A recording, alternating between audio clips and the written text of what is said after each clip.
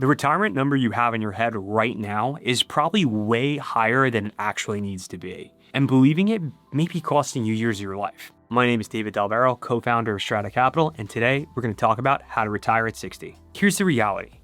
Even among high earners, a huge percentage of people don't feel like they're on track.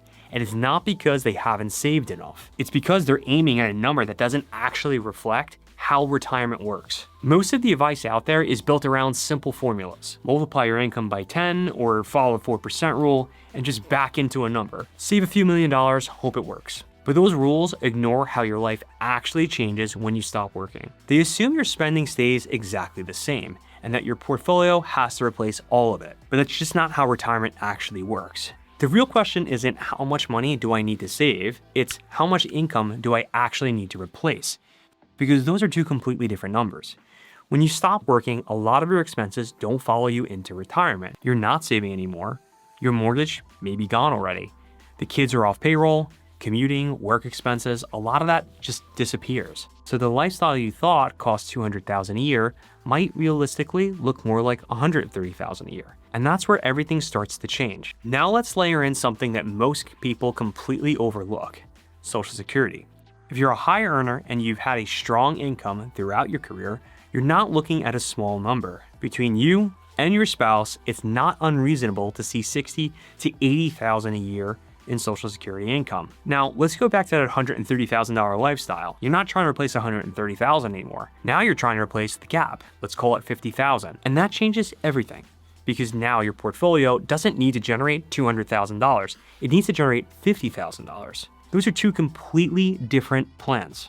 Now, let's put some simple math around this. Most people are familiar with that 4% rule. If you think you need $200,000 a year, that implies a portfolio of about $5 million.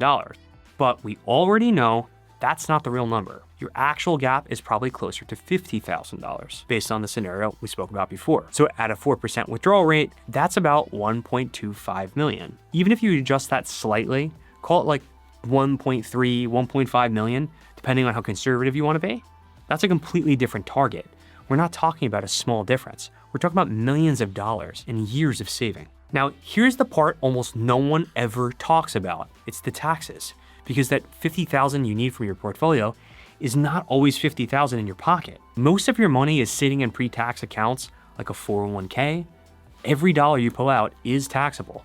So your portfolio might actually need to generate more just to net that $50,000. But if you built in tax flexibility, Roth accounts, taxable accounts, proper structuring around how and when you take your income, you can control how much actually shows up on your tax return, which means you may need even less than you'd think. This is where the difference between a generic plan and an intentional strategy actually starts to show up. And this is where we see people making bad decisions all the time.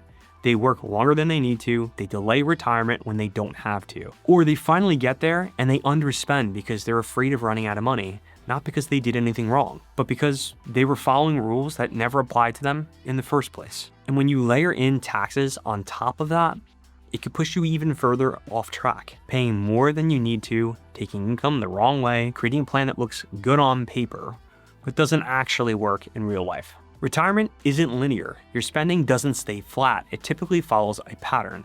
Higher spending earlier on, travel, lifestyle, experience, then it levels out. And later on, it may increase again because of healthcare. Trying to force all that into one flat number, it just doesn't work. The bottom line is this: your retirement number isn't a formula. It's a function of your lifestyle, your income sources, your tax strategy, and how all of those pieces actually work together. And if you don't build around that, you risk sacrificing years of your life for a number you never actually needed.